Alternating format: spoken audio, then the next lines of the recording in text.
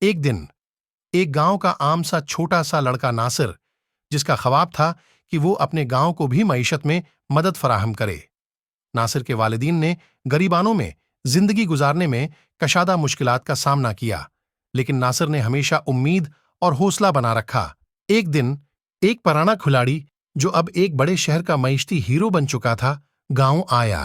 ناصر نے اس سے مل کر اپنا خواب بات چیت کیا اور اپنے گاؤں میں معیشت میں مدد فراہم کرنے کا خواب دیکھا۔ اس کھلاڑی نے ناصر کو کہا، تمہارا خواب بڑا ہے، لیکن تمہیں اس کو حقیقت بنانے کے لیے محنت کرنی ہوگی۔